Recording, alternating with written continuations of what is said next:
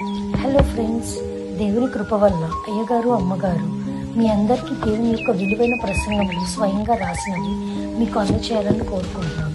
మా పుస్తకంలో సిలువ ధ్యాన ప్రసంగములు 83 ప్రసంగములు, క్రిస్మస్ ప్రసంగములు 50 ప్రసంగములు, బైబిల్లోని స్త్రీల ప్రసంగములు 72 ప్రసంగములు, మోషే సుఖోపవాస ప్రసంగములు 63 ప్రసంగములు.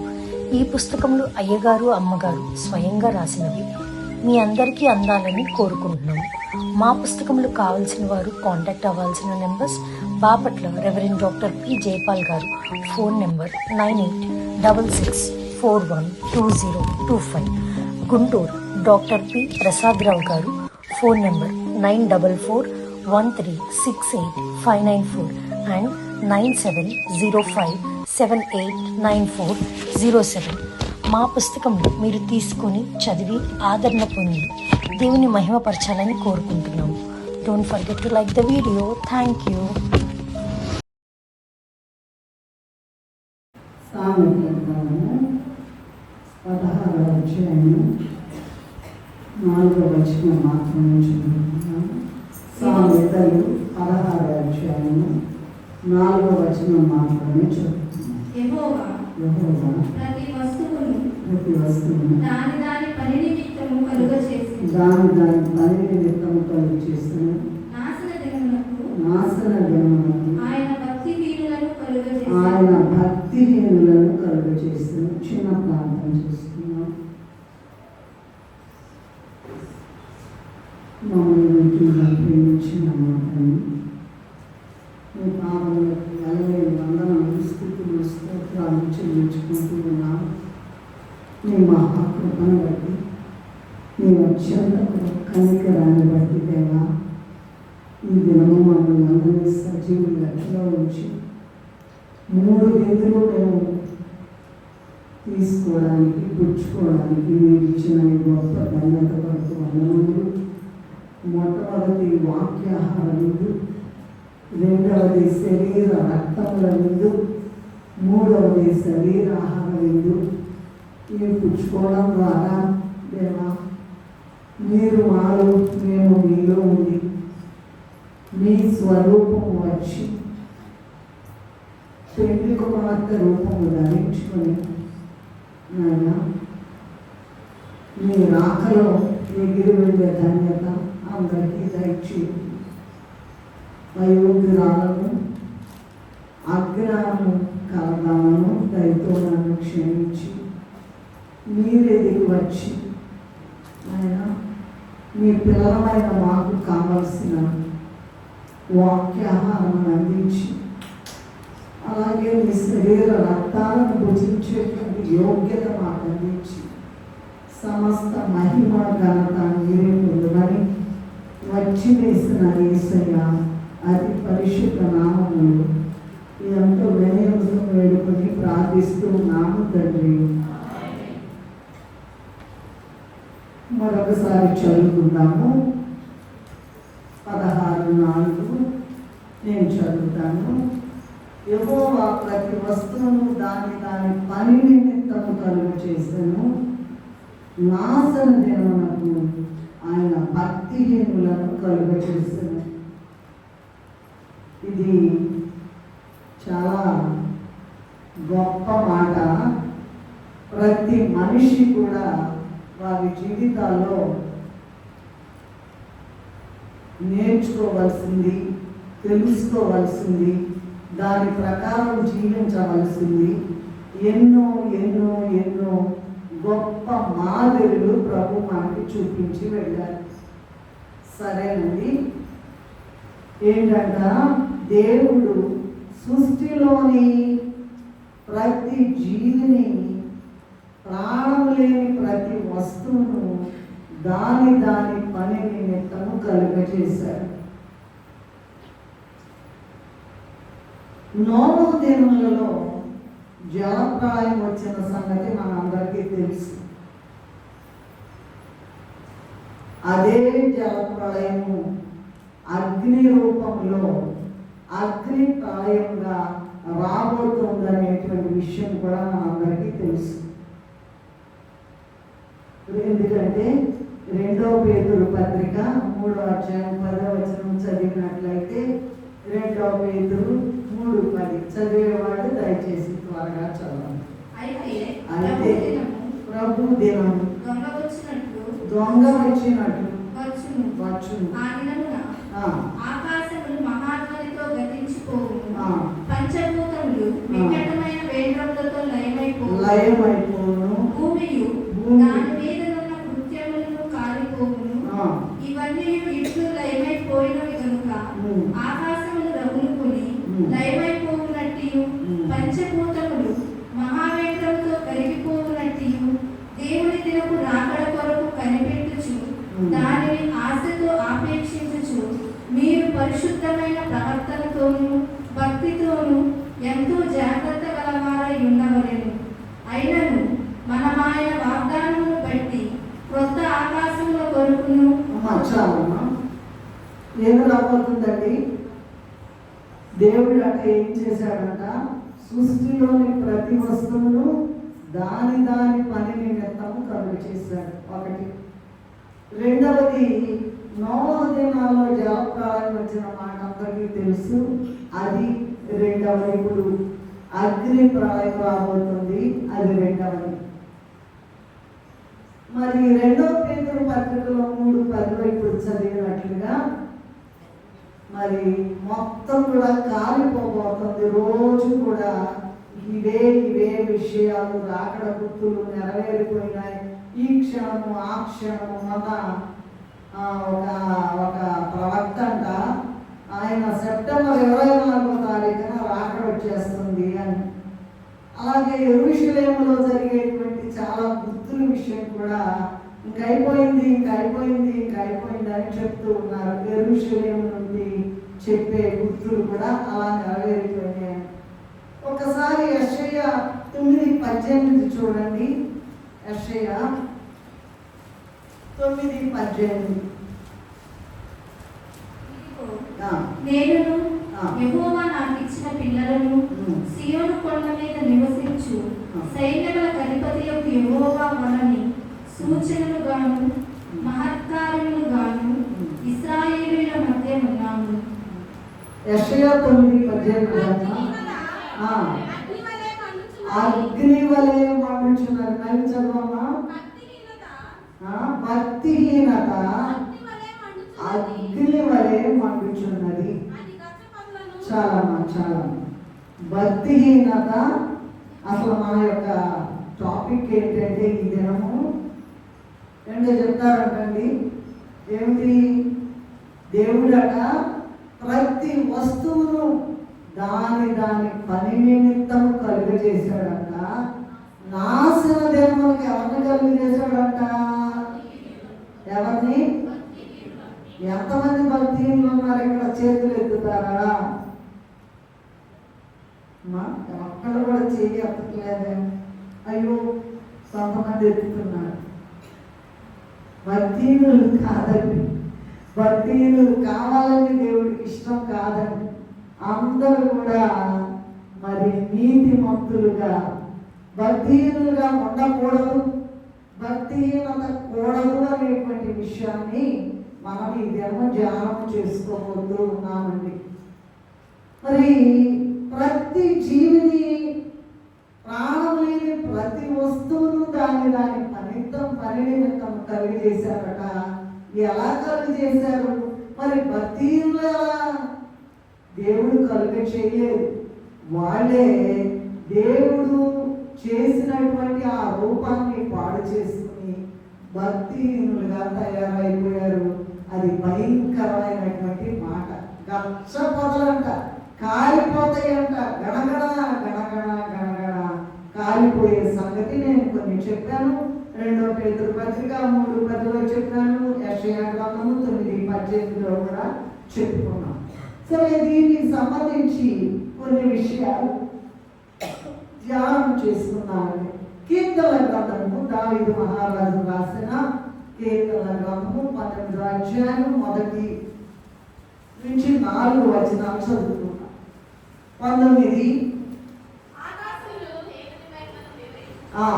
నెమ్మదిగా చదవాలమ్మా. నాకు ఒక్కొక్కటి అందించాలి. నెమ్మదిగా చదవాలి, నెమ్మదిగా. ఆకాశములు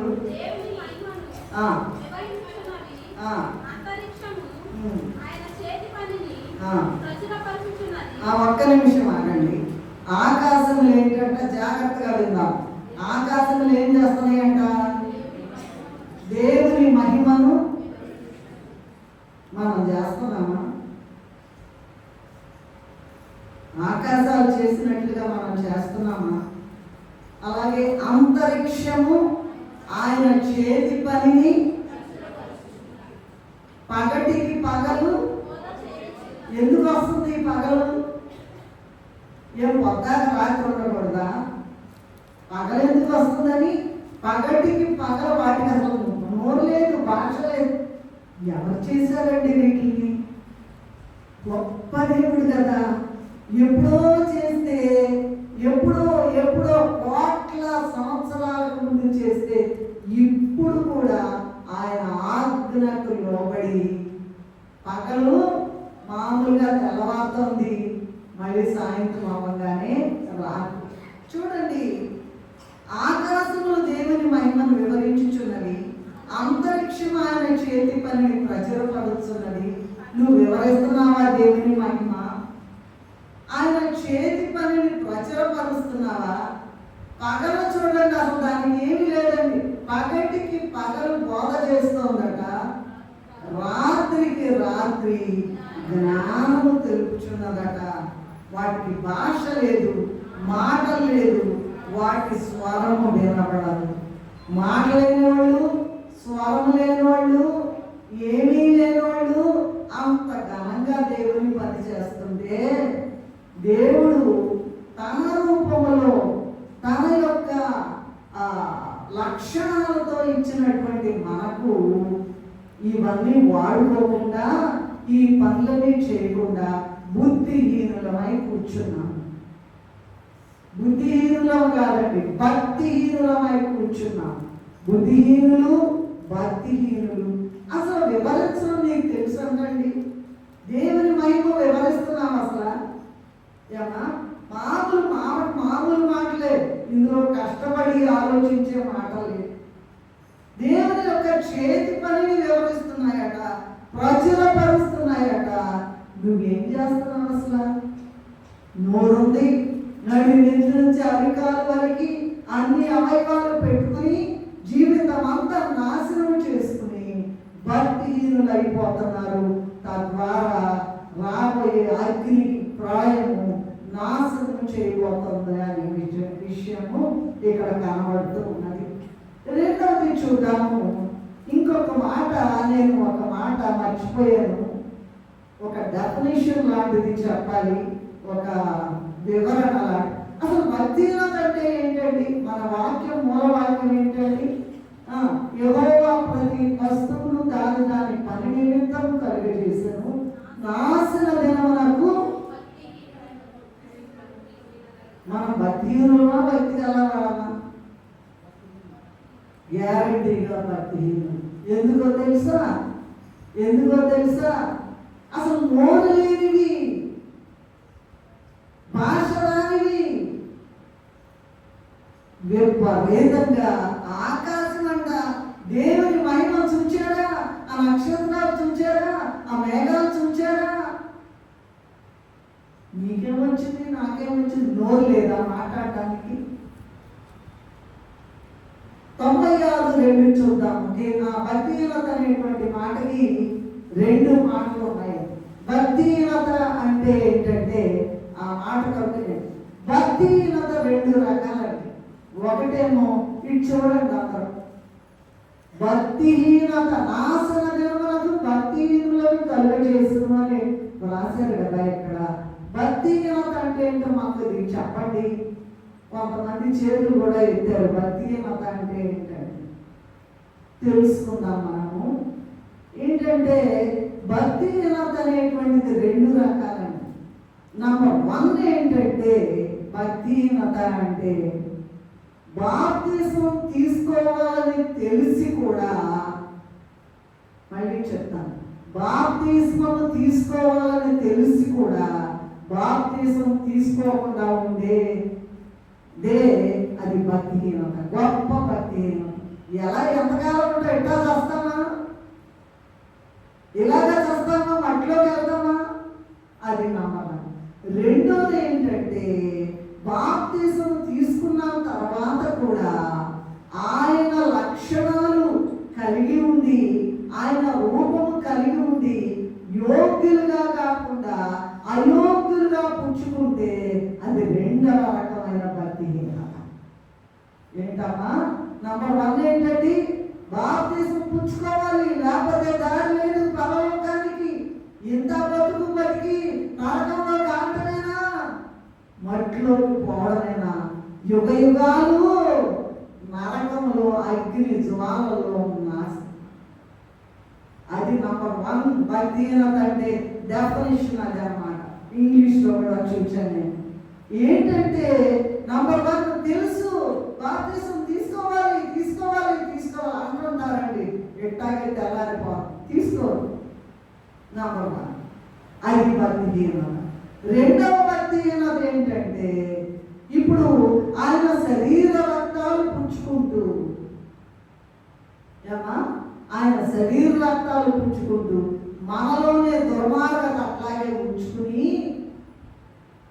అయోగ్యంగా పుచ్చుకునే వాళ్ళు కూడా భక్తిహీనులు అని దేవుని వాక్యం సెలవిస్తూ ఉన్నది. సరే, ఇందాక ఒక మాట ఆకాశము భూమి వాటి గురించి చెప్పుకున్నాం. కీర్తనలు 96:2 ఏముందంటే చదవండి దయచేసి. స్తుతించుడి, అనుదినము ఆయన రక్షణ సువార్తను ప్రకటించుడి. చాలా ఏంటంట రెండవ మాట ఏంటండి? రెండవ రిఫరెన్స్ ఏంటి? అనుదినము ఆయన రక్షణ సువార్తను. అనుదినము రక్షణ సువార్త ప్రకటించే వాళ్ళ చేతులు ఎత్తండి. Very good. ఒక్క చెయ్యే, ఇంకెవరన్నా ఉన్నారా? ఒక్క చెయ్యే, ఏమన్నా ఒక్కటే కనపడుతున్నా. అనుదినము ఏమైపోయింది? నీ నోరేమైపోయింది? అనుదినము దేవుడు ఎంత గొప్ప దేవుడు, శక్తి గల దేవుడు, మహిమ గల దేవుడు, అద్భుతాలు చేసే దేవుడు, ఆశ్చర్యకరుడైన దేవుడు అని చెప్తున్నాము. అనుదినము ఒకరోజు మాట్లాడి ఇంకో రోజు మాట్లాడడం కాదండి. ఒకరోజు ప్రకటించి ఇంకో రోజు ప్రకటించకుండా ఉండడం కాదండి. నువ్వు చేస్తున్నావా? అనుదినము రక్షణ సువార్తను ప్రకటిస్తున్నావా? మూడవది చూస్తాను, ఇంకొక రెఫరెన్స్ చెప్తాను. యెషయా గ్రంథము 55:12 చూసినట్లయితే, యెషయా 55:12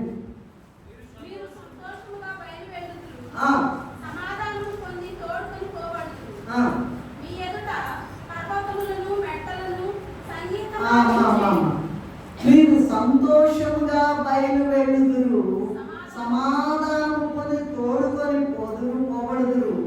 పర్వతములు మెట్టలు సంగీతనాదం చేయును, పొలములోని చెట్లని. ఏమా ఇక్కడ చూడండి, ఇక్కడ చూడండి. పర్వతాలు మెట్టలకి పాటలు వచ్చా? రెండమ్మ పాటలు పాడండమ్మ అంటే భక్తిలో వరుసలో ఉండాలి కనుక నలకొండ ఉంటారు, పాడరు. నీకు మనం ఎలా వస్తుంది? భక్తిహీనత ఎలా పోతుంది? కిరీటాలు ఎలా పొందుకుంటావు? రాజాదిరాజు పక్కన పెళ్లి కుమార్తెగా ఎలా కూర్చుంటావు? నువ్వు లెక్క లేకుండా బ్రతుకుతున్నాం మన బ్రతుకు. పర్వతములు మెట్టలు ఏంటంట? సంగీతనాదం చేస్తున్నాయంట. యేసయ్య ఎంత గొప్ప దేవుడి.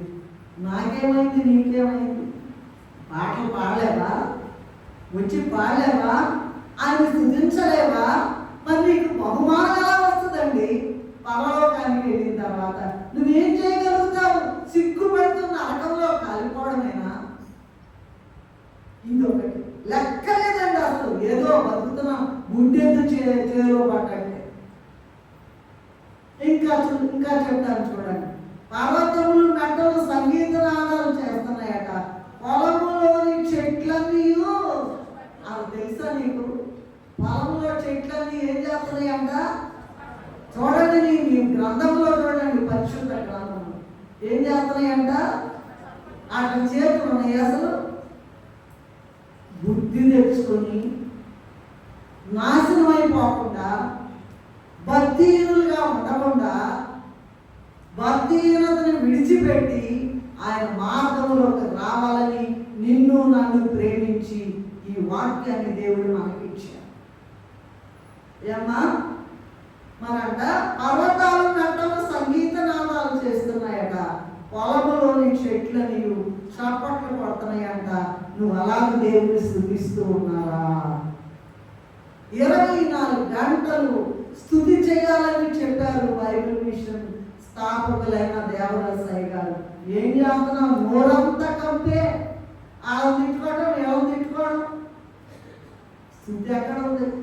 మనసున స్తుతి కార్యముగా పామరి పని ఉన్నది కాదనగాని.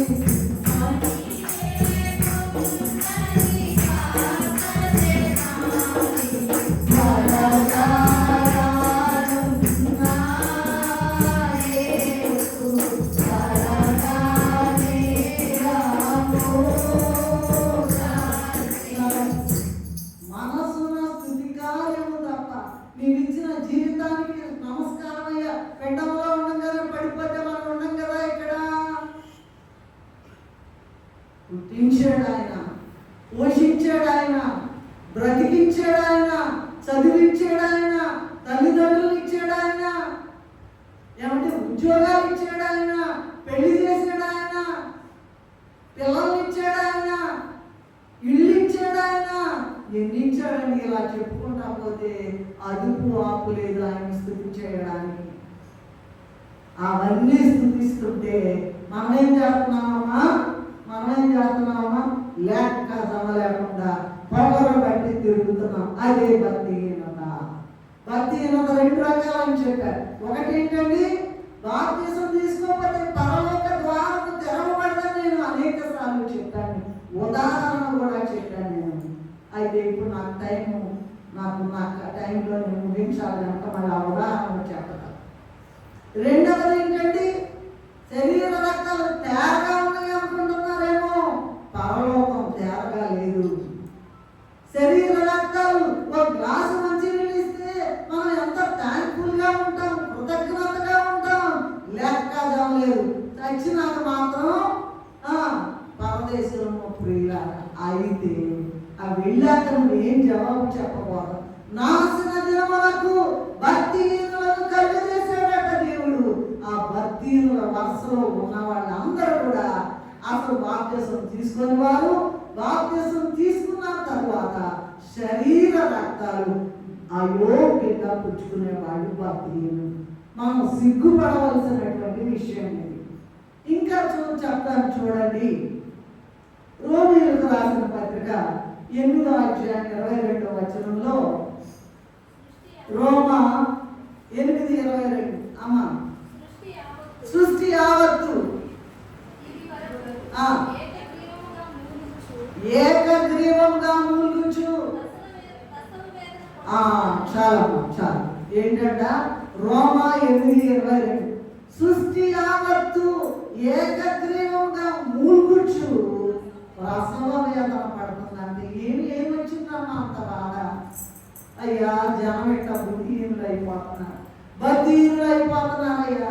లెక్క లేకుండా అయ్యా, నేను జీవితకాలం ఇచ్చాను కదా, వాళ్ళకి దినాలు ఇచ్చాను కదా, ఆయుష్కాలం ఇచ్చినా కూడా సిగ్గు లేకుండా బతుకుతున్నారని సృష్టి అంట మూలుగుతుందంట, ప్రసవ వేదన పడుతుందంట. ఏమండి, సృష్టికి నోరుందా? ప్రసవ వేదన పడుతుందంట. 19 కూడా చదువమ్మా. దేవుని కుమారుల ప్రత్యక్షత కొరకు సృష్టి మిగుల ఆశతో తేరి చూచుచు ఉన్నదని కనిపెట్టుచు మూలుగుతుందంట, ప్రసవేదన పడుతుందంట. ఈ మూలగటం ప్రసవేదన ఎందుకో తెలుసా మీకు? ఈ మూలుగుడు ఎందుకో తెలుసా? విడుదల కొరకు. ఈ పాపం నేను భరించలేకపోతున్నానయ్యా,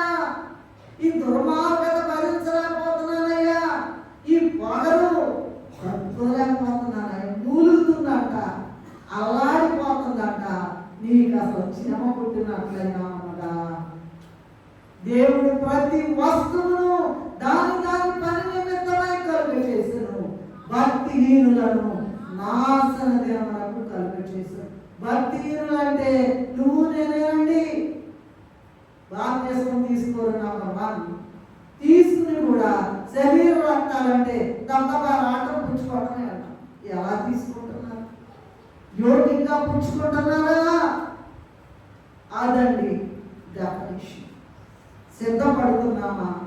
ప్రసవేదన పడుతున్నామా? రాకడలో సిద్ధపడడానికి, ఎగిరి వెళ్ళడానికి ప్రసవేదన పడుతున్నామా? మూలుగుతున్నామా? పిల్లడికో భార్యకో భర్తకో అమ్మకో నాన్నకో అయితే అప్పుడు మూలుగుతాం. కానీ నీ సంగతి నువ్వు చూసుకో. నీ సంగతి ఏంటి? ఏమైపోతావు? ఒక్క క్షణంలో వెళ్ళిపోతావు. ఒక్క క్షణంలో వెళ్ళిపోతావు. కన్ను ముయ్యంగానే ఇక్కడ క్లోజ్ అయిపోతుంది, అక్కడ తెరవ. పరలోకంలోకి వెళ్ళగలవా? నువ్వు వెళ్తే పరలోక ద్వారం తెరవబడుతుందా? ఆలోచించు. ఇంత గొప్ప ధన్యత ప్రభు. అసలు ఏంటి? భక్తిహీనత అగ్ని వలె మండుతుందా? అప్పుడన్నా నీకు కనపడుతుందా? అగ్ని మండుతునేటువంటి విషయము అప్పుడు కూడా 120 సంవత్సరాలు నోవహు గారు వాళ్ళందరికీ ఇలా ప్రకటిస్తే ఆయన పనే పాట ఊరికిన చెబుతున్నాడే, వస్తుందా పాడా? ఇప్పుడు కూడా రాక వస్తుందా పాడా? ఎన్ని సంవత్సరాల నుంచి వస్తుంది? ఎన్ని సంవత్సరాల నుంచి జరుగుతుంది? రాదు పాట అంతే అంటారు. వాళ్ళందరూ భక్తి. కనీసం ఈ వాక్యం వినైనా కూడా ప్రభువా నేను పాపిని, నా నడినెత్తు నుంచి అరికాల వరకు పాపముతో నిండి ఉన్నాను, నన్ను శుద్ధి చేసి నీ రూపం ఇచ్చి నీ లక్షణాలు ఇచ్చి నన్ను రాకడ పెళ్లి కుమార్తెగా సిద్ధపరచమని ఎవరైతే మరి అడుగుతారో, మూలుగుతారో, ప్రసవేదన పడతారో వారికి మాత్రమే పరలోకము మరి వారికి అనుగ్రహించబడుతుంది. మరండి దేవుడట సృష్టిలో ఎవరికి ఇవ్వనటువంటి లక్షణాలు మానవులకు మాత్రమే ఇచ్చారట. అది కూడా చాలదని, లక్షణాలు ఇవ్వడమే చాలదని శరీరధారిగా లోకానికి వచ్చి ఆయన శరీర రక్తాలు ఇచ్చి వేశారట. మొత్తం నువ్వు ఇస్తావమ్మా? నువ్వు ఇస్తావయ్యా? శరీరం ఇచ్చేసమ్మా, మీ ఇష్టం వచ్చినట్టు కొరడాలతో పట్టుకోండి అప్పు చెప్తారా? ఒక్క బొట్టు కూడా రక్తం లేకుండా కాల్చారు, నువ్వు కాలుస్తావా? ఆలోచించారు ఎప్పుడైనా? ఆయన శరీర రక్తాలు ఇచ్చి వేశారట. ఆదికాండము 1:26 ఆయన స్వరూపం అంట మానవులకు ఇచ్చి వారిని నిర్మించారట. మరి ఆయన శరీర రక్తాన్ని తీసుకునేటువంటి మనము ఆయన లక్షణాలు కలిగి ఉన్నామా లేదా? అది ముఖ్యమైన విషయం, ఆలోచించవలసిన విషయం. ప్రతి కూటమిలో కూడా మనం దేవుని యొక్క దివ్య లక్షణాలు ధ్యానం చేస్తూ ఉన్నాం. అవేంటంటే చెప్పమంటే టకటక చెప్తారు. ప్రేమ, న్యాయము, పరిశుద్ధత, శక్తి, జ్ఞానము, జీవము ఇవన్నీ కూడా ఉన్నాయి. మరి ఆ లక్షణాలు మీకు లేకపోతే నాశన దినానికి రెడీగా నువ్వు దగ్గర అవుతున్నావు. భక్తిహీనత. భక్తిహీనులు ఎక్కడ కలిగి చేశాడంట? ఏంటండి? పెద్దలు చెప్పండి. నాశన దినము. కళ్ళు తెరవండి. పొగరబట్టిన మాటలు మాట్లాడబాకండి. ఎంతకాలం చాలున ఏడుస్తూ ఉన్నాడట ప్రభు. మారరు. మారకుండా పరలోకం ఎలా వస్తుంది? తేరగా పరలోకం మనకు లేదు. మరండి చిన్న ఉదాహరణ చెప్తాను.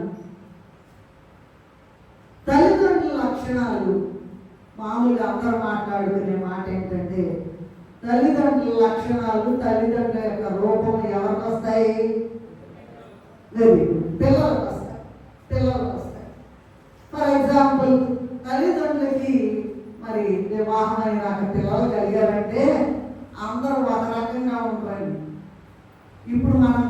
చెప్తున్న విషయం ఏంటంటే శరీర రకమైనటువంటి లేదా శారీరకమైనటువంటి లక్షణాలు కాదు, కానీ ఆత్మ సంబంధమైన లక్షణాలు రావాలి. తల్లిదండ్రుల యొక్క వాళ్ళు భక్తిగా ఉంటే పిల్లలు భక్తిగా, కానీ పిల్లలు భక్తిగా ఉంటారని కూడా గ్యారంటీ లేదు. ఎందుకంటే లోకంలో ఒక సామెత ఉంది కదా, పండిత పుత్ర సొంత అన్నాడు. వాడికి అసలు ఏమి రాదు. వాళ్ళ నాన్న పండితుడు, వాడికి అసలు ఏమి రాదు. మనం ఎలా ఉన్నామో చూడండి.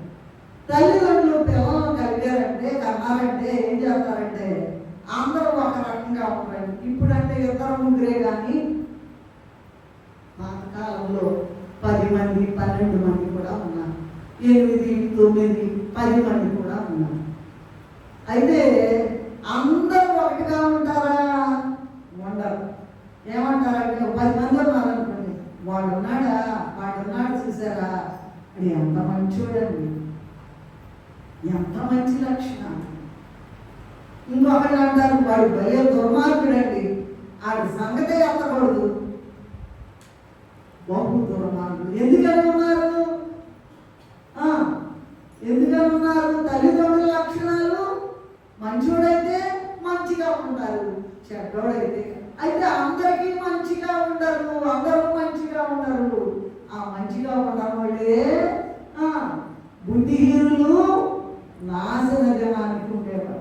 అలాగే అమ్మాయి పుట్టింది అనుకోండి, అచ్చగా ఆ నాన్నలాగే ఉందే అంటారు. ఎంత మంచి పిల్ల, నువ్వు ఎన్నన్నా మాట్లాడు. ఏమా అంటారా? ఆ మాటలు వింటారా మీరు ఎప్పుడైనా? ఎన్నన్నా చెప్పండి, ఎన్నన్నా చెప్పండి, మారు మాట్లాడతారు. ఏమంట? మారు మాట. ఎంత మంచి పిల్లో అంట. నీవు నేను కూడా మన తండ్రి అయిన దేవునికి మంచి బిడ్డగా ఉండాలి. ఫర్ ఎగ్జాంపుల్ చూసుకున్నాను చూడండి. ప్రేమ ఏ విషయంలో? ప్రభు యొక్క లక్షణాలు ఒక్కొక్కటి ఊరికి నేను మెన్షన్ చేస్తాను. ఆయన చూపించిన ప్రేమ ఏంటండి? ముళ్ళ కిరీటం పెట్టారు, మేకులు కొట్టారు, కొడవలతో కొట్టారు, ఈడ్చుకుని వెళ్ళారు, సిలువ వేశారు, రక్తధారలు కారిపోయినాయి. వాళ్ళు ఏమంటున్నారండి? తండ్రి వీరేమి చేస్తున్నారో వీరెరుగరు కనుక వీళ్ళు క్షమించు అన్నారు. ఏమా ఒక్క మాట అంటే 10 మాటలు అంటారు, అంతేనా? ఒక్క మాట అంటే 10 మాటలు అన్నదాకా వాళ్ళకి నెమ్మది ఉండదు. అంత దుర్మార్గంగా మనం ఉన్నామేమో చూచుకోండి. అసలు మనలను మాట్లాడుతున్న వారిని క్షమించగలిగేటువంటి గుణం మనలో ఉన్నదా? ఎప్పుడు చెప్పుకుంటాం ఊరికనే కార్యక్రమంగానే సరిచేస్తారు. దేవుని లక్షణం న్యాయం. 2 న్యాయాలు ఉన్నాయండి. ఒకటేమో లోక సంబంధమైన న్యాయము, రెండవది దేవుని న్యాయం. లోక సంబంధమైన న్యాయం అంటే ఏంటండి? ఆ ఇష్టం వచ్చినట్టు చేస్తారు. తమ్మిని బమ్మి చేస్తారు, బమ్మిని తమ్మి చేస్తారు. దేవుని న్యాయం అలా కాదండి. ఖచ్చితంగా దేవుడు నరుని వేషము చూడడు. చదువుకున్నావా, బంగారం వేసుకున్నావా, పెద్ద బ్రహ్మాండమైన అవన్నీ జాంతనాయి, నీ హృదయం ఎలా ఉన్నది? ఎంత కాలం ఏడిపిస్తారు ప్రభువుని. యేసు ప్రభువా నేనెంత కాలము, యేసు ప్రభువా నేనెంత కాలము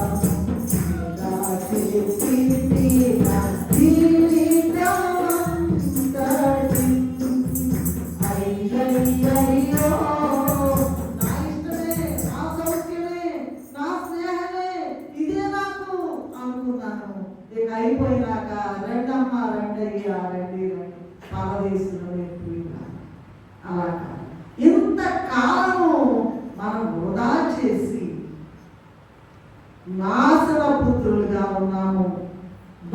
నాశన దినమునకు భక్తిహీనులను కలిగేశారు. న్యాయం ఉందా? పిల్లలు మాట్లాడుకుంటారు కదా, చిన్న పిల్లలు ఎవడన్నా అన్యాయం చేస్తే ఏమంటారో మాట చెబుతారు కదా. నాకు పిల్లలు ఆడుకునేటప్పుడు చిన్న ఆటలు ఆడుకునేటప్పుడు ఏమంటారు? దేవుడే న్యాయం తీరుస్తాడు అంటారా? అంటే మనిషి ఎంత న్యాయం తీర్చినా అదంతా తప్పే. అసలు న్యాయం తీర్చేది దేవుడు. పైకి మాత్రం పైన పటాలను అన్న ఒక కంపే. అది కాదు దేవునికి ఇష్టమైన జీవితం. దేవుని యొక్క అంతరంగము తెలుసుకోవాలి, దేవునితో మాట్లాడాలి, దేవుని పరిశుద్ధంతో మాట్లాడాలి, దేవుని స్వరం వినగలగాలి, దేవుని ప్రత్యక్షత పొందగలగాలి. అదే దేవుని లక్షణాలంటే.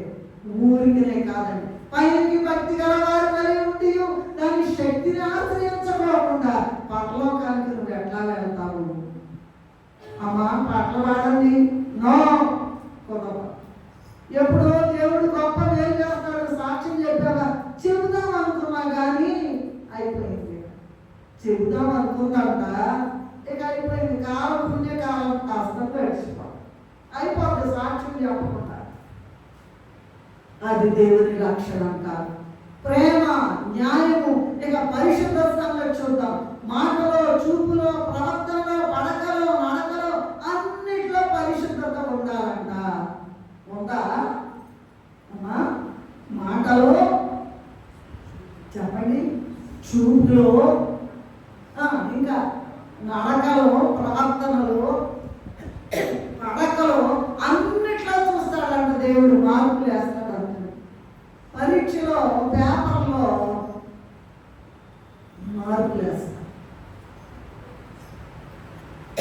మార్పులు వేస్తారండి. మరి ఇప్పుడు కూడా మన జీవితానికి కూడా మార్పులు వేస్తారు ప్రభు. మా పిల్లలు ఇష్టం వచ్చినట్టు మాట్లాడుతుంటే అయ్యగారు ఏమంటారంటే, అరే జాగ్రత్త, దేవుడు చూస్తున్నాడు, నీ మార్పులు తగ్గిపోతాయి. ఎక్కడ తగ్గిపోతాయంట? పరలోకంలో తగ్గిపోతాయి. జాగ్రత్త. ఇక శక్తి అంటే లోక సంబంధమైన శక్తి కాకుండా దేవుని సంబంధమైన శక్తి. ఆ శక్తి ఏంటో తెలుసా? ప్రార్థన శక్తి. ఏదైనా దించుకునే శక్తి. యాకోబు గారు నిచ్చెన దించేసుకున్నాడంట. ఏం చేసుకున్నాడంట?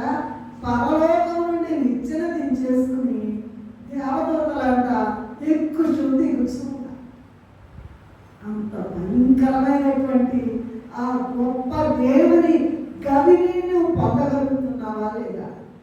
ఒక వచనం పాడండి.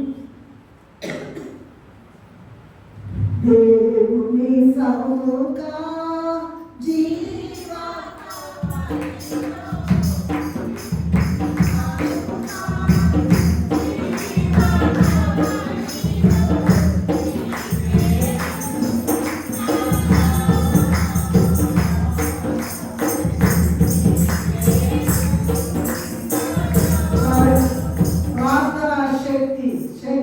దేవుని లక్షణమే.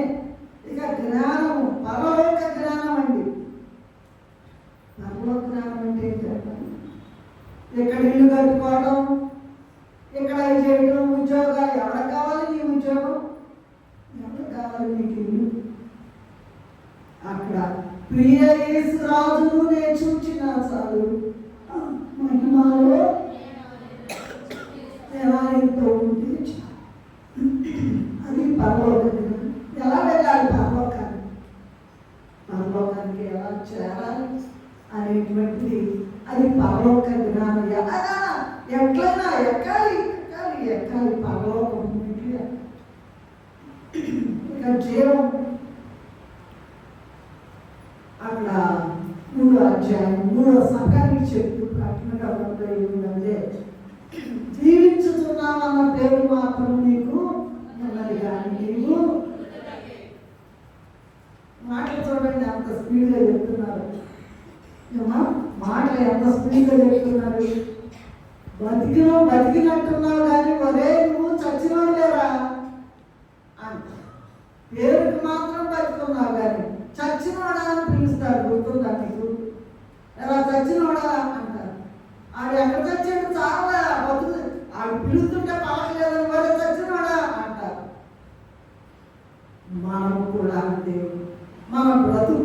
అంటే నిజంగా బ్రతికున్నామా? దేవుని సన్నిధిలో నిజంగా చచ్చిపోయి ఉన్నామా? ఆలోచించాలి. ఇక వెలుగు చూడండి, యెషయా గ్రంథము 5వ అధ్యాయము 20వ వచనం చదువుతున్నాం.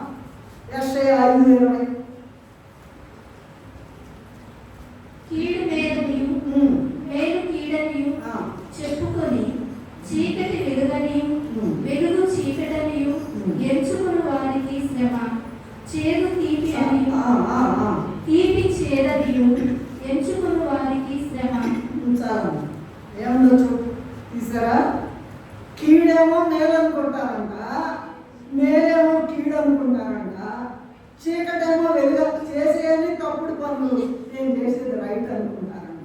చీకటి వెలుగనియు వెలుగు చీకటనియు ఎంచుకుని వారికి శ్రమ. చేదేమో తీపి అనుకుంటారంట, తీపి చేదు అనుకుంటారంట, ఎంచుకుని వారికి శ్రమ. తమ దృష్టికి తాము జ్ఞానులమనియు తమ ఎన్నికలో తాము బుద్ధిమంతులనియు తలంచుకుని వారికి. ఇవన్నీ దేవుని లక్షణాలు. ఏవి? ప్రేమ, న్యాయము, పరిశుద్ధత, శక్తి, జ్ఞానము, జీవము, వెలుగు, స్వతంత్రత, సర్వవ్యాపకత్వం. ఇవన్నీ కూడా ఈ లక్షణాలు శరీర రక్తాలు పుచ్చుకునే వాళ్ళందరిలో ఉన్నాయా? చిన్న మాటే మనం మాట్లాడుతుంది ఉన్నాయంటారా? పరిశీలించుకుంటున్నారా?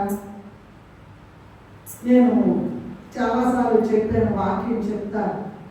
Greek Raju, Macedonia Raju Alexander the great అని, ఆయన ప్రపంచాన్ని మొత్తాన్ని జయించాలనుకున్నాడంట. 2.5-3% మూడో భాగం జయించాలనుకున్నాడంట. కానీ రెడీనే చేశాడు, కానీ మధ్యలో చనిపోయాడు ఆయన. ఆయన చనిపోయిన తర్వాత మనం ఎవరి గురించి మాట్లాడుకుంటున్నాం? Alexander the great. పిల్లలందరికీ చదువులు చెప్పే టీచర్స్కి వీళ్ళందరికీ తెలుసు. చచ్చిపోయినప్పుడు ది గ్రేట్ అన్నారు. మన పేరు వెనకాల గ్రేట్ అని ఉందా ఏంటి? అతనికే ఉంది. అంటే అతను చాలా గొప్పవాడు అన్నమాట. ఆయన చనిపోయాడంట. మధ్యలో ఒక చోటకు వెళ్తుంటే విషజ్వారం వచ్చి చచ్చిపోయాడు. చచ్చిపోతాడు అనుకోరా. అప్పుడు చనిపోతా రమ్మని పిలిచాడంట.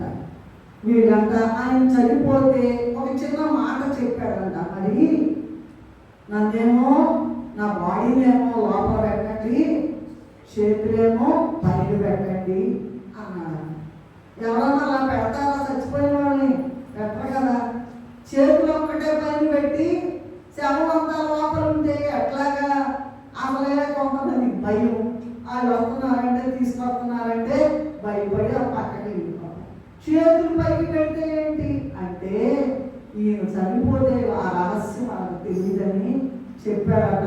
అయ్యా, నేను చాలా సంపాదించాను, నా కన్ను ఏది ఆశించిందో ఆ మొత్తం పొందుకున్నాను, మొత్తం తెచ్చుకున్నాను, కానీ ఏమి తీసుకెళ్ళటంలా ఉట్టి చేతులతో వెళ్ళిపోతాను. ఏంటండి? ఉట్టి చేతులతో వెళ్ళిపోతున్నా. ఎంత భయంకరమైన జీవితం వచ్చింది. మనం కూడా అలా ఉన్నాము. ఏమి రాదు మన వెంట, ఏది రాదు మన వెంట, ఏది కూడా రాదు. సరే, ప్రభు శరీరధారిగా ఈ లోకంలో ఉన్నప్పుడు ఏం చెప్పారంటే మనకి యోహాను సువార్త 11:5 పైడలో నీళ్ళు పోసి శిష్యుల పాదములు కడుగుతాను. చాలా ఈ అసలు ఈ శరీర రక్తాలు ఎందుకు ఇస్తున్నారో తెలుసు అంటాడు నీకు. ఎవరన్నా చెప్తారా? ఈ శరీర రక్తాలు ఎందుకు ఇస్తున్నారు? అసలు జీవితం అంతటికీ కూడా పరమ రహస్యమైన మాట. ఏంటది? ఎందుకని ఇస్తున్నారు? ఎవరు చెప్పలేదే. ఆయన రూపం. ఇప్పుడు మనం ప్రేమ, న్యాయము, పరిశుద్ధత, జ్ఞానము, శక్తి, స్వతంత్రత, సర్వవ్యాపకత అని అవన్నీ మనలోకి రావాలి.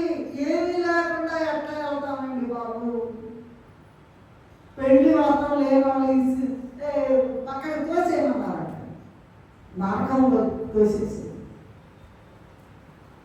ఏంటంట, శిష్యుల పాదాలు గురువులు కడుగుతారా? గురువుల పాదాలు శిష్యులు కడుగుతారా? మామూలుగా మనకు తెలిసిన విషయం, గురువుల పాదాలే శిష్యులు కడుగుతారు. ఇక్కడ గురువులకు మించిన గురువు, రాజులకు మించిన రాజు, ప్రభువులకు మించిన ప్రభు, సర్వాధికారి వచ్చి ఆకాలు కడగటమేంటి? ఆ తగ్గింపు నీలో రావాలి, ఆ తగ్గింపు నాలో రావాలి. రాకుండా ఎందుకండి బాబు, ఇంకెందుకు ఈ జీవితం వ్యర్థం అన్నమాట. ఆ చిన్న పిల్లలు అక్కడ తిరుగుతున్నారు, దయచేసి ఏమన్నా చూసుకోండి, ట్రాఫిక్ వస్తుంది. ఓకే, ఆ తగ్గింపు మనకున్నదా? రెండవది, మొదటి పేతురు పత్రిక 2వ అధ్యాయం 21లో ఏముందంటే, క్రీస్తు కూడా మీ కొరకు బాధపడి మీరు తన అడుగుజాడలను నడుచుకున్నట్లు మీకు మాదిరి ఉంచిపోయింది. ఏంటా మాదిరి? తిడతంటే తిట్టించుకోవడం, కొడతంటే కొట్టించుకోవడం, ఒక చెంప మీద కొడితే ఇంకో చెంప తిప్పడం, కొరడా దెబ్బలు కొట్టడం. ఏమా, ఎంత అన్యాయం చేసినా వారికి న్యాయం చేయడం, ప్రేమ చూపించడం, ఇదే కదా ఆ మాదిరి. నీకు తెలుసా? ఎందుకంత పొగరు, ఎందుకంత గర్వము, ఎందుకంత హెచ్చింపు? అది చూసుకోండి. అవన్నీ లోపల పెట్టుకుని, ఈ రాళ్ళన్నీ లోపల పెట్టుకుని టక రండయ్యా, స్త్రీలు రండి ముందు, తర్వాత పురుషులు రండి అంటే టక వాడము తీసుకో,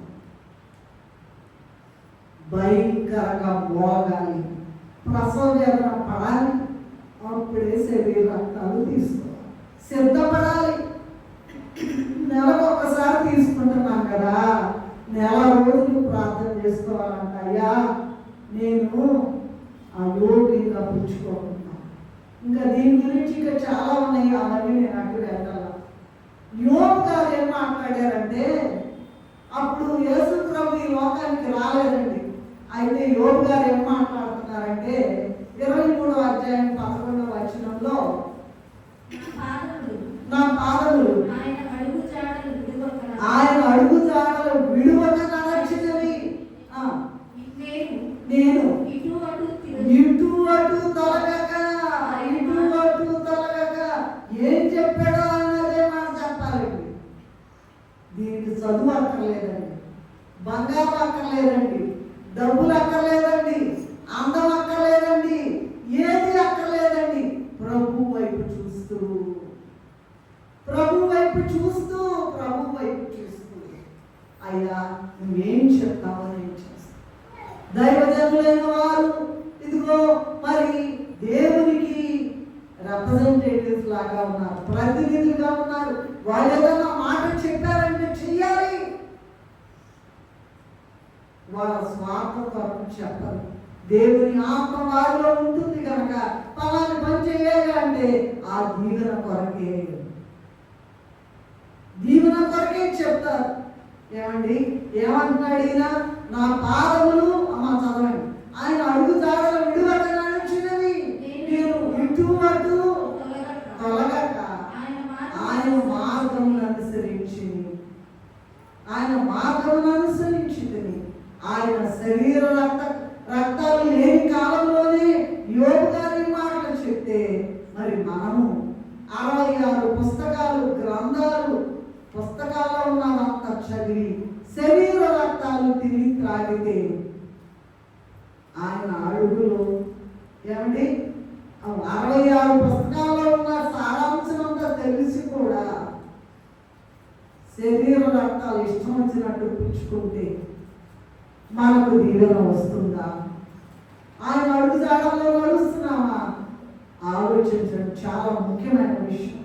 అలాగే యోహాను సువార్త 17వ అధ్యాయం 4వ వచనంలో ఏమంటున్నారంటే, చేయుటకు నీవు నాకు ఇచ్చిన పని నేను సంపూర్ణంగా నెరవేర్చి భూమి మీద నేను మహిమ పరిచితిని. ఎంత గొప్ప మాట! అయ్యా నువ్వేం చెప్పావు? మొత్తం చేశానయ్యా, మమ్మల్ని చూసి రమ్మంటే కాలు చెప్తారంట. అట్లా దేవుడు కనపడి మాట దేవుడు కనబడి మాట్లాడును వార్తమానమి చుచుండును. దేవుడు కనబడి మాట్లాడును వార్తమానమి చుచుండును.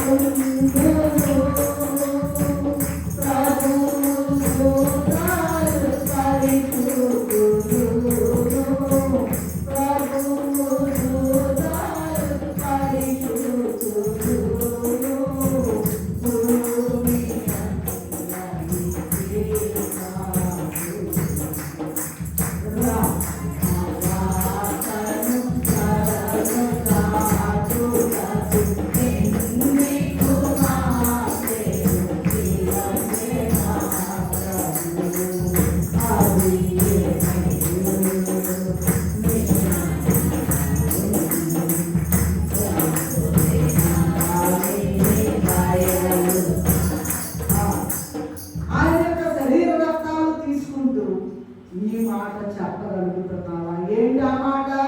అయ్యా, చేయుటకు నీవు నాకు ఇచ్చిన పని నేను సంపూర్ణంగా నెరవేర్చి భూమి మీద నేను మహిమపరిచానయ్యా అని చెప్పిన శరీర రక్తాలు తీసుకోవాలట. అలా తీసుకుంటున్నావా? అసలు ప్రభు ప్రత్యక్షత కలిగి ఉన్నావా? మనము వ్యక్తిగతమైన స్వార్థమైన పనుల్లో ఉన్నామా లేదా? ఎందుకంటే ఉద్యోగం అండి, అక్కడ ఊరుకోవండి. దేవుడి సంగతి ఏంటమ్మా? 4 రోజుల నుండి ఊడిపోయే ఉద్యోగానికి నీకు అంత భయం ఉంటే యుగ యుగాలు దేవునితో ఉండేటువంటి ఆ సంగతి ఆలోచిస్తున్నావా? అసలు లెక్క లేకుండా బతుకుతున్నాము. అయితే ఎవరు ఆయన మీద అనుకుంటారో వారికి ఏది కావాలంటే అది ఇస్తారండి. అయితే కండిషన్ ఏంటంటే ఆయన మీద చేయుటకు నీవు నాకు ఇచ్చిన పని సంపూర్ణంగా నెరవేర్చి నిన్ను మహిమపరచు. ఇది ఒక అమ్మాయి పాట పాడిందంటే, అబ్బా ఎంత బాగా పాట పాడింది, అది దేవునికి మహిమ. సాక్ష్యం చెప్పిందంటే ఎంత గొప్ప సాక్ష్యం, ఎంత గొప్ప ఆ విషయం, అది దేవునికి మహిమ. ఏమండి, బైబిల్ చదువుతుందంటే అబ్బా దేవునికి అట్లాంటివి కావాలి కానీ నోరేసుకుని మాట్లాడటం కాదండి. అది ముఖ్యమైన విషయం. స్వార్థ పనుల కోసం, లోకపరమైన పనుల కోసం ఎంత శ్రమ పడుతున్నామో ఆలోచించండి. క్రొత్త నిబంధనలో ఉన్న సౌలు ఉన్నాడు చూసారా? ఆయన ఏమనుకున్నాడంట? యేసు ప్రభుని వెంబడించిన వాళ్ళని ఈడ్చుకెళ్ళడం, కొట్టడం, వాళ్ళని చెరసాల పాలు చేయడం, ఆయన పెత్తనం చేయడం, అందరినీ దండించడం, అలా చేశాడంట. ఆ క్రొత్త నిబంధనలో సౌలులాగా ఉన్నావా? అట్లాగే కొత్త నిబంధనలో పౌలులాగా ఉన్నావు. అసలైన దేవుణ్ణి తెలుసుకుని ఆయన యొక్క అంతరంగం తెలుసుకున్న తర్వాత అనేక సార్లు చంపాలని చూశారు ఆయన్ని. ఏమండి, పౌలు పనిలో ఉన్నామా? కొట్టబడుతున్నామా? చెరసాల పాలవుతున్నాడు, అవమానించబడుతున్నాడు. అయినా దేవుని పనిలో చివరి వరకు కూడా, ప్రాణం విడిచే వరకు కూడా ఇదిగో ప్రాంతంలో ఉండే పౌలు గారిని మెడకాయ నరికేశారంట. తెలుసా? మేము విజయవాడలో చాలా కాలం ఉన్నాం కాబట్టి అక్కడ సెంట్ పాల్స్ క్యాథడ్రల్ అని ఉంటుంది. ఒక పెద్దది ఉంటుంది, చూడగానే గుండె దడదడ కొట్టుకుంటుంది. రక్తం అలా దారగా బొట్లు బొట్లుగా ఆయన ప్రాంతంలో ఉంటే నరికేసి. నువ్వేం చేస్తున్నావన్నా? ఒక మాట అంటే తట్టుకోలేవు, ఒక మాట అంటే తట్టుకోలేవే, మరి శరీర రక్తాలు పుచ్చుకుని ఆయన రూపం తీసుకోవడానికి, ఆయన లక్షణాలు అందిపుచ్చుకోవడానికి నువ్వు సిద్ధపడుతున్నావా లేదా? ఒక్కసారి ఆలోచించండి. అంటే క్రొత్త నిబంధనలో ఉన్న సౌలులాగా ఉన్నావా, పౌలులాగా ఉన్నావా? ఆలోచించవలసిన బాధ్యత నీ మీద ఉన్నది. అలాగే మత్తయి సువార్త 20:26 ఏమన్నారంటే, మీలో ఎవడు ముఖ్యుడై ఉండబోరునో వాడు మీ దాసుడై ఉండవాలని ప్రభువు చెప్పారు. అలాగే మత్తయి సువార్త 20:28 మనుష్య కుమారుడు పరిచారం చేయించుకొనుటకు రాలేదు కానీ పరిచారం చేయుటకు వచ్చాడు. ఏమైనా సరే మరి పరిచారం చేయటానికి ఉండేటువంటి ఆ గుంపులో ఆయన అడుగుజాడల్లో నడుస్తున్నామనేటువంటి మనము ఆ గుంపులో ఉన్నామా? తగ్గించుకుంటున్నామా? పరిచర్య చేస్తున్నామా? హెచ్చించుకుని పరిచర్య చేయించుకుంటున్నామా? ఆలోచించు. చిన్న మాట ఇవాళ మనం చెప్పుకునేది ఏమా? చిన్న మాట. దాని పని నిమిత్తము ప్రతి వస్తువును కలుగు చేశాడంట. నాశన దినములకు భక్తిహీనులను కలుగు చేశాడు. ఈ లక్షణాలు మనలో ఉన్నాయంటారా? కొరడంతో పట్టిన మాట్లాడలేదు. గొర్రె వచ్చు కత్తిరించు వాని ఎదుట మౌనముగా ఉండినట్లు అతడు నోరు తెరవు. మొత్తం ఆకాశం అయిందేమండి. పైనున్న ఆకాశమందున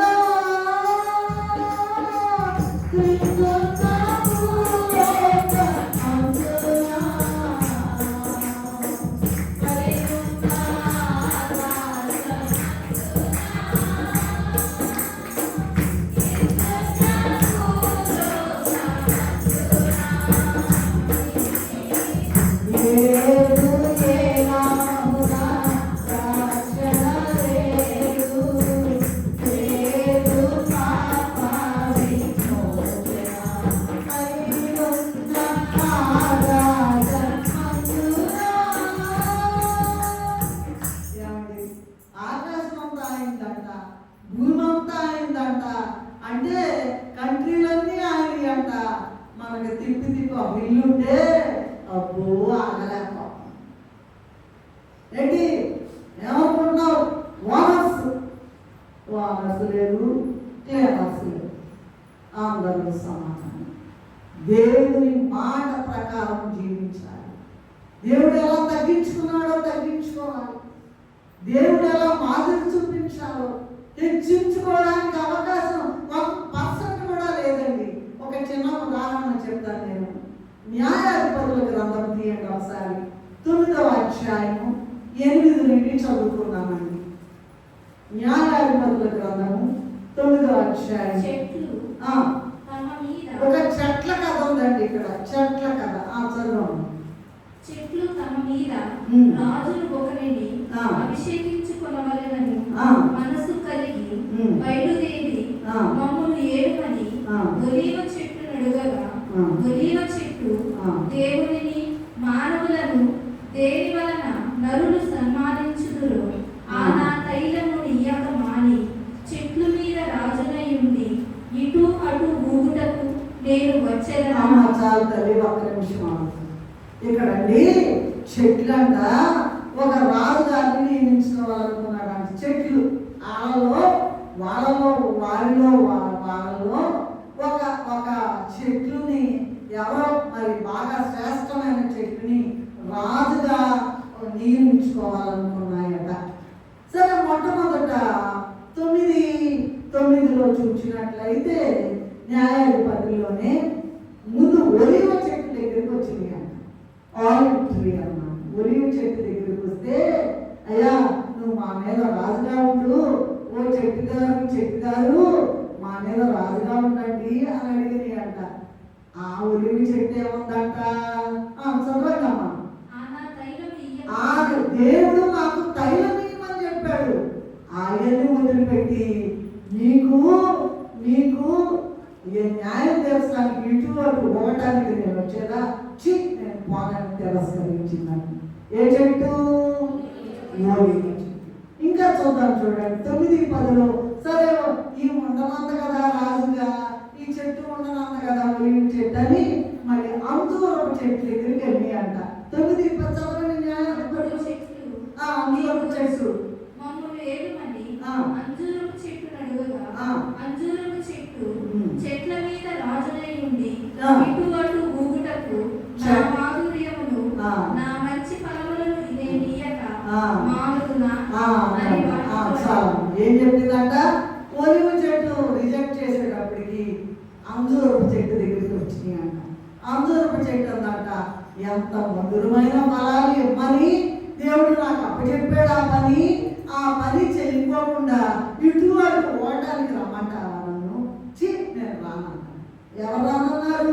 ఒలివ చెట్టు బహు శ్రేష్టమైంది, ఏమా అంజూరపు చెట్టు శ్రేష్టమైంది అది రామ. ఇక ద్రాక్షావళి దగ్గరికి వచ్చిందంట. 9:12 చదవండి. 12 తరువాత చెట్లు నీవు వచ్చి మమ్మును ఏడుమని ద్రాక్షావల్లి అడుగగా ద్రాక్షావల్లి దేవునిని మానవులను సంతోషపెట్టు నా ద్రాక్షారసమును నేను ఇయ్యక మాని చెట్ల మీద రాజులై ఉండి ఇటు అటు ఊగుటకు నేను వచ్చేదా ద్రాక్షావళి ఏంటంట? గొప్ప ద్రాక్షారసము, చాలా గొప్ప మరి శ్రేష్టమైన ద్రాక్షారసం ఇమ్మని నన్ను సృష్టిస్తే దేవుడు ఈ మొత్తం వదిలేసి మానవులకి బాగా రుచికరమైన మహారుచికరమైన ద్రాక్షారసం ఇవ్వాలని దేవుడు నాకు పని అప్పు చెబితే అది వదిలేసి అటు ఇటు ఓడటానికి రమ్మంటారా అందంట. ఎవరు? ద్రాక్ష. సో ఒలివ చెట్టు రిజెక్ట్ చేసింది, అంజూరపు చెట్టు రిజెక్ట్ చేసింది, ద్రాక్షావళి రిజెక్ట్ చేసింది. ఇది ఏం చేద్దాంరా అని వాళ్ళు అనుకుని ఇంకొక చెట్టు దగ్గరికి వెళ్ళి అంట 14-15 చూడదు అమ్మ. నీవు వచ్చి మమ్మల్ని ఏడుమని ముండ్ల పొద యొక్క మనవి చేయగా ముండ్ల పొద మీరు నిజముగా నన్ను మీ మీద రాజుగా నియమించుకోల కోరిన ఎడల రండి నా నీడను ఆశ్రయించుడి, లేదా అగ్ని నాలో నుండి బయలుదేరి లెబానాను దేవదారు చెట్లను కాల్చివేయునని చెట్లతో చెప్పాను. చాలా చాలా ఓకే. ఇప్పుడు ఏం చేస్తున్నామా? ఒలివ చెట్టు ఒప్పుకోవాలా, అంజూరపు చెట్టు ఒప్పుకోవాలా, ద్రాక్షావళి చెట్టు ఒప్పుకోవాలా, ఇక ముళ్ళ చెట్టు దగ్గరికి వచ్చినాయి అంట. రెడీ, రండి రండి రండి. ముళ్ళ చెట్టు దగ్గర ఏమంటుందండి? గుచ్చడానికి ముళ్ళు ఉంటాయి, ఆకులు ఉండవు, పువ్వులు ఉండవు, ఎండ కాలిపోతా ఉంటుంది. ఏమంటుందంటే ఇదిగో మరి రండి రండి రండి నా నీడను ఆశ్రయించండి. మీరు రాబోయారో అగ్ని వచ్చి కాల్చేసి గుచ్చుందంట. ఇర్మియా గారి గ్రంథంలో ఏముందంటే మాటల చేత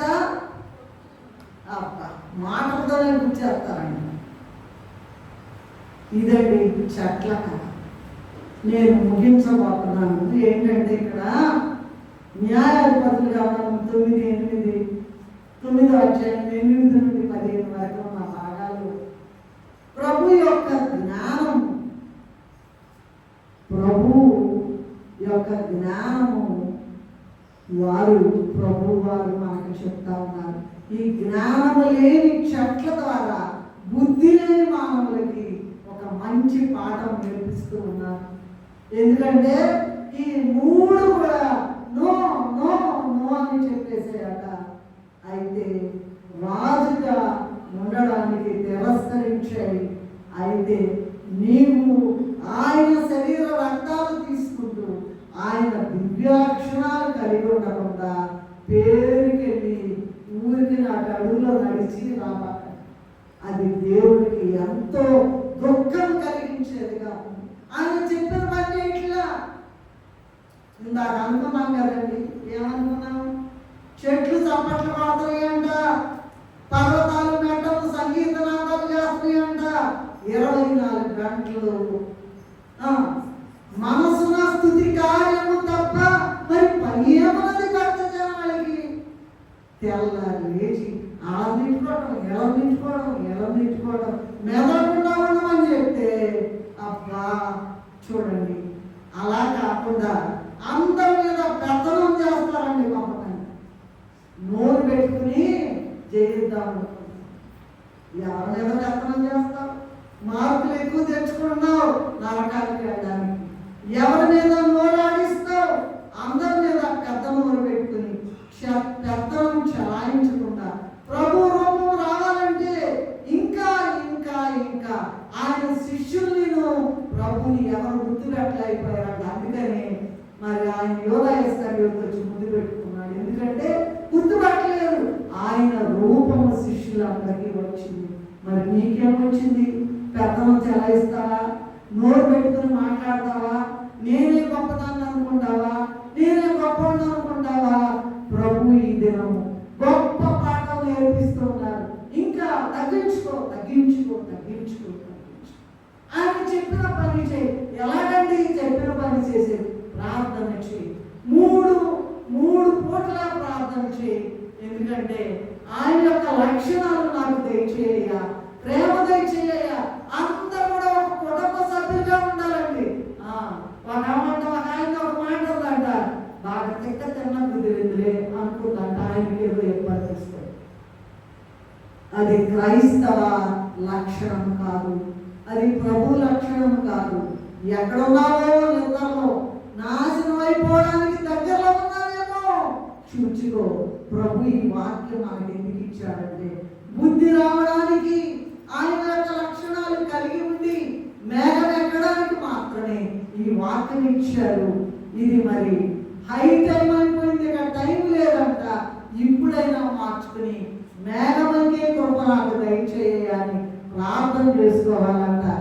ఊరికనే వచ్చి ఆ రక్తము ఆ శరీరం పుచ్చుకోవడం కానీ, ఆ శరీర రక్తాలు పుచ్చుకునేటప్పుడు అంట ఆయన శరీరం ఎలా కొట్టబడిందో, ఎలా విరుగబడిందో, ఎలా భయంకరంగా చిన్న చిన్న మొక్కలుగా అయిందో అలాగని హృదయాన్ని తయారు చేసుకుని పుచ్చుకోవాలి.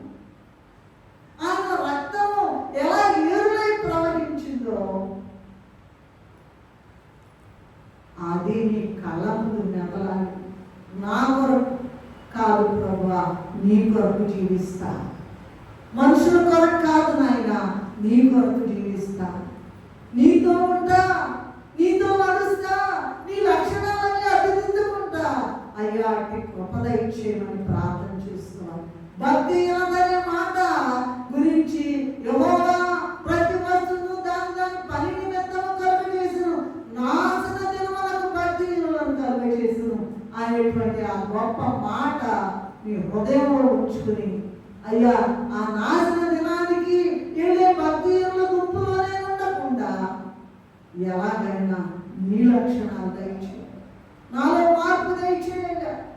నేను కన్నీరు గార్చి అది ఎలా చేశాను కన్నీటి ప్రార్థన. ఇదిగో చూడండి, ఆయన యొక్క క్షమట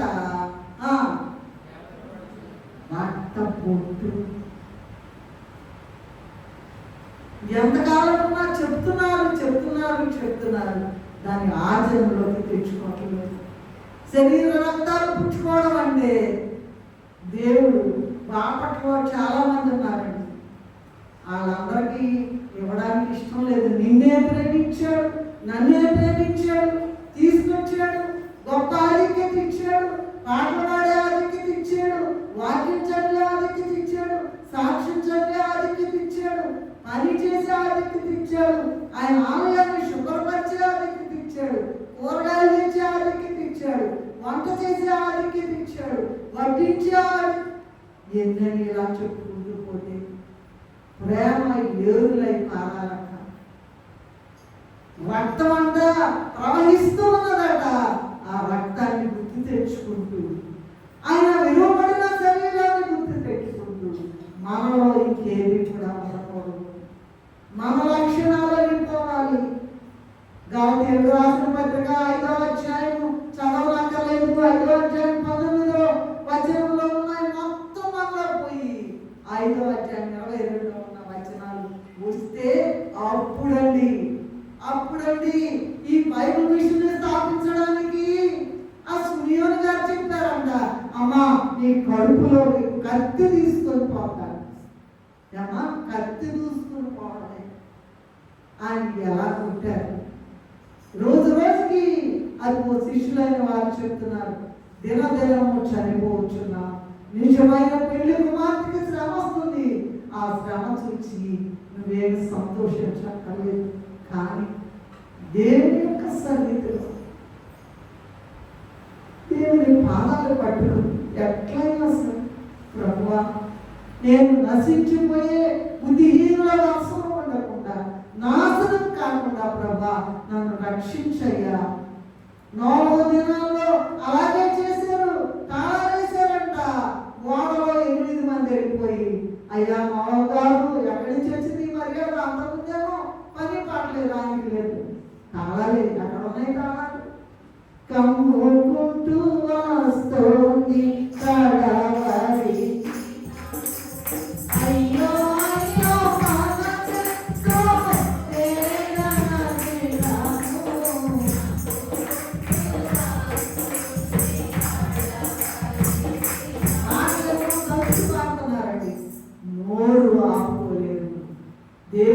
కొరకు పాట పాడలేవా? దేవుని కొరకు సాక్ష్యం చెప్పలేవా?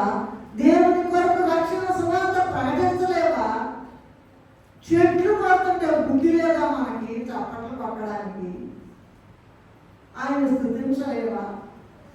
మనసున స్తుతి కార్యము తప్ప మరి పని ఏమన్నది భక్త జనానికి అని చెప్తే మనకు ఆ బుద్ధి ఉందా? ఉద్యోగం చదువు నేను కూడా చేసామండి ఉద్యోగాలు, చాలా గొప్ప ఉద్యోగాలే చేసాం. కానీ ఆ ఉద్యోగాల్లోనే నలిగిపోయే స్థితిలోనే దేవుని పనిచేయడానికి బహు ప్రయాసపడ్డామని పరిశుద్ధ స్థలం నుండి మాట్లాడగలుగుతాం. అబ్బో నేను అదిలే, నేను పలాగే అనుకుంటే అయిపోతామండి. ఆశ ఆశ ఆశ. అయ్యా ఆశ నాలో పుట్టించమని అడగ. డబ్బులు ముఖ్యం కాదు, ఉద్యోగం ముఖ్యం కాదు, చదువులు ముఖ్యం కాదు, అవన్నీ ఉండాలి. దేవుడు నీకేది ఇస్తే అది అందులో నీవు దేవుని విడిచిపెట్టకూడదు. ప్రతి అడుగు యోగు గారు అంటున్నారు, నా అడుగులు విడువక నడిచిన. నీ ఇష్టం ఏంటయ్యా? నీ చిత్తం ఏంటయ్యా?